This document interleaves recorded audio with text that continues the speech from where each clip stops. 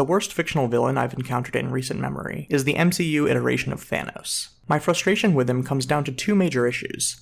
Despite the films attempting to portray him as wise, his plan is ridiculously stupid, bordering on nonsensical, and his characterization is in constant tension with itself, whipping back and forth from sympathetic, well-intentioned extremist to maniacal megalomaniac.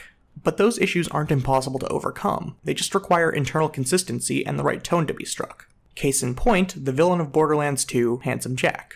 Jack also has a plan that doesn't make much realistic sense, and he's also portrayed as both sympathetic and a mustache-twirling supervillain. But those traits are a big part of why I love Jack.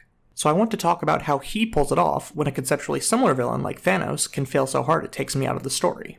Borderlands 2 is the 2012 sequel to 2009's Borderlands, and would eventually be followed by Borderlands the pre-sequel in 2014 and Borderlands 3 in 2019. The series takes place on the dark comedy-laden space western planet of Pandora, as well as Pandora's moon Elpis in the pre-sequel, and a bunch of places that I don't care about in 3. Pandora is home to relics from an ancient alien race called the Iridians, which is the game's main excuse to have functional magic. The main draw of Pandora is the legendary Iridian vaults, places that are said to hold vast wealth and alien powers ripe for the taking, leading to the influx of vault hunters that act as player characters. Of the 4 games, only 2 is remembered particularly fondly. One has its charm and die-hard fans, but it's held back by a comparatively low budget and smaller scope. The pre-sequel is decent, but the story is a noticeable step down from 2, and the new mechanics are much more tedious than engaging. I have a theory that the pre-sequel was initially pitched as DLC for 2, so the moon mechanics would be more of a gimmick than a defining feature of the game, and the story being so directly intertwined with 2 would make sense. As for 3, well, I didn't play it because it looked like it hadn't evolved with the landscape of the industry, and the general consensus is that it's a bit of a letdown. 2, on the other hand, is regarded as a bit of a classic, and the forerunner to the genre of looter shooters which began to take off around 2014. Borderlands 2 begins with your preferred vault hunter being hired to find the vault by one Handsome Jack, president of the Hyperion Corporation.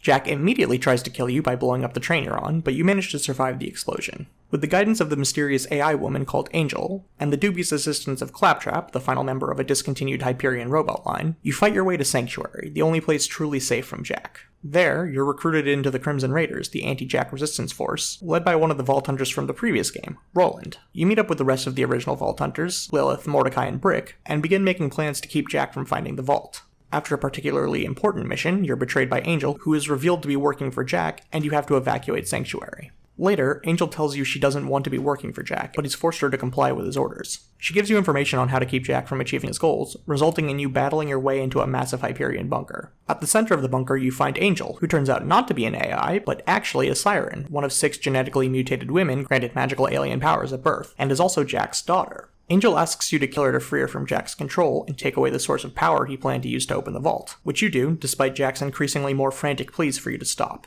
But, just when you think you've won, Jack appears out of nowhere, kills Roland, and captures Lilith, who happens to be one of the other Sirens. Leaderless, and running out of time, you, Mordecai, and Brick fight your way to the vault just as Jack opens it and gains control of the ancient Iridian warrior that was contained inside. You easily defeat the warrior, who was apparently not all it was cracked up to be, free Lilith, and finally kill Jack.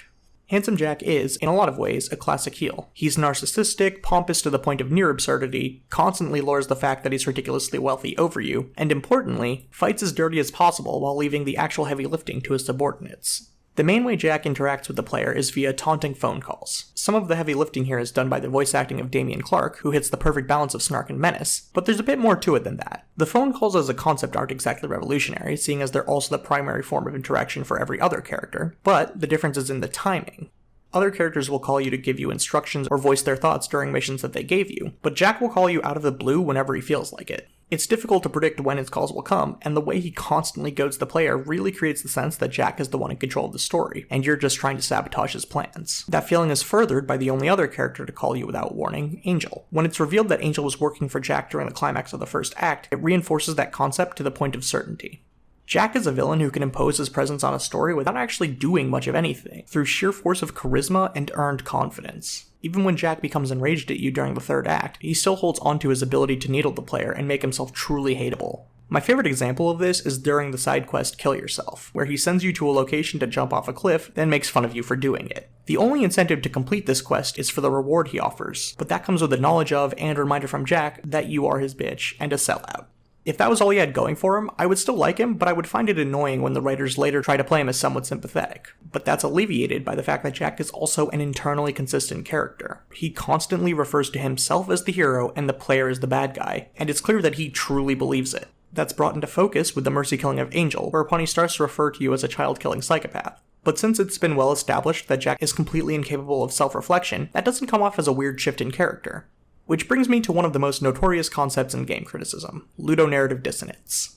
The vast majority of games that involve the player killing quite a lot of people as the primary form of play choose to ignore that fact when it comes to storytelling. The story stops making sense if you think about the fact that the heroic character you're playing is actually a mass murderer who only values life in cutscenes. But that isn't the case with Borderlands 2. You are explicitly not a hero. In fact, as the opening of the game states, this ain't no place for no heroes. Everyone on Pandora is somewhere on the sliding scale of bloodthirsty psychopath to morally bankrupt survivalist, which works in large part because of the comedic tone of the game. So yes, you are technically a child-killing psychopath, but you're in a world where the baseline of heroic is to point your gun at the lunatics who kill and torture for fun, and Jack gleefully talks about all the pain and death he has personally inflicted so as not to make him out to be a better person than the protagonists. Jack is justified in hating you because, from his extremely warped but understandable perspective, you are the villain and he is the hero. And you are justified in killing Jack because he's an amoral anarcho-capitalist destroying the world for profit and attempting to harness a superweapon to wipe out the entire population of Pandora via pumping his daughter full of dangerously toxic chemicals. Borderlands 2 is definitely more pop art than high art, but it's an excellent example of how lowbrow media can still be executed extremely well within its ambitions. The stylization keeps it from falling to time, the representation ensures it'll always have a cult following, the comedy keeps it from taking itself too seriously, and the characters make it extremely memorable.